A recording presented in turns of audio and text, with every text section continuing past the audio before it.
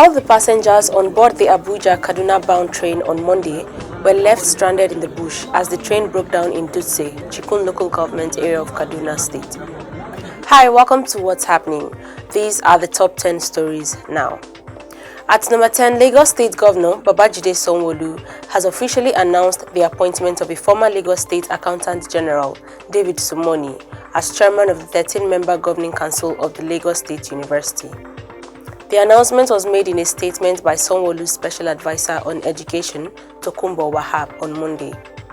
Wahab said the appointment was based on the report of the Special Visitation Panel on the appointment of the 9th Vice-Chancellor.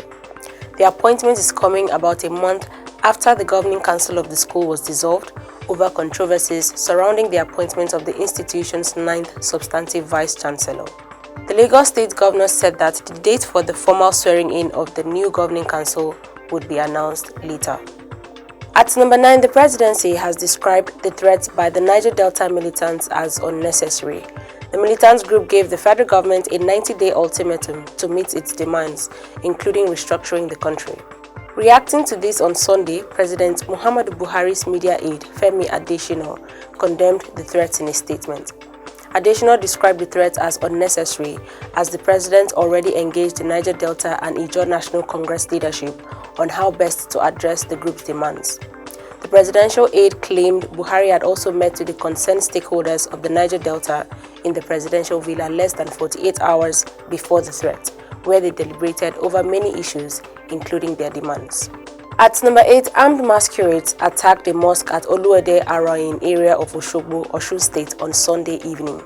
One person was reportedly killed, while many worshippers were injured during the attack. An eyewitness said the reason for the invasion by the masquerades was unknown as of the time this report was filed, adding that the masquerades first threw stones at the Muslim faithful, who warned them not to repeat the same, but they continued. The masquerades then shot indiscriminately, killing one worshipper in the process. This is as gunmen also attacked the Fulani settlement at Papa area in the state on Sunday evening and kidnapped one person.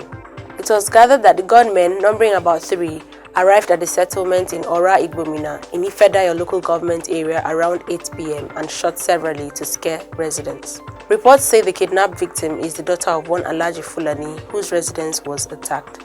At number 7, the governor of Benue State, Samuel Ortom, has said the state is not against Fulani herders and that lands are available for herdsmen who want to ranch their cattle in the state. Ortom stated this on the 72nd birthday of a former Nigeria ambassador to Mexico, Iyowese Haga. The Commissioner for Education, Dennis Iteva, who represented the governor at the event, said Benue people are historical friends of the Fulanis. He said His Excellency Governor Samuel Ortom has explained again and again that we Benue people are not against Fulani. We are still friends. Any Fulani person who wants to establish a ranch in Benue will have the land. Even if our chairman wants to start a ranch, he will get the land today. Recall that the same governor had in March this year claimed he was attacked by Fulani herdsmen on his farm.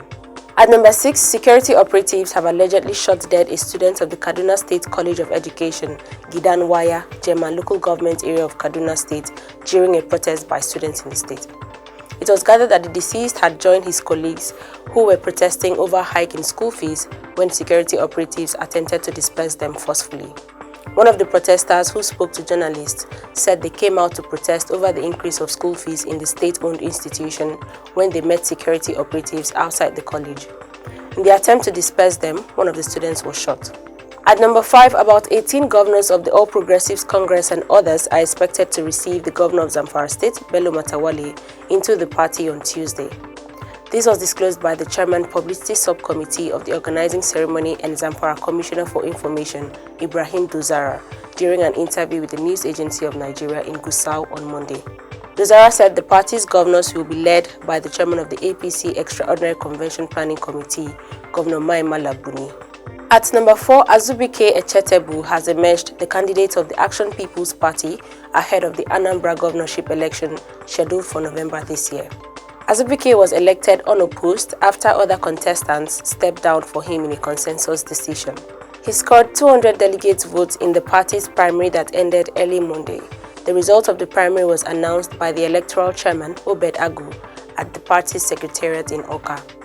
At number 3, the United Kingdom's Financial Conduct Authority has banned Binance, the world's largest cryptocurrency exchange by trading volume, from operating in the country.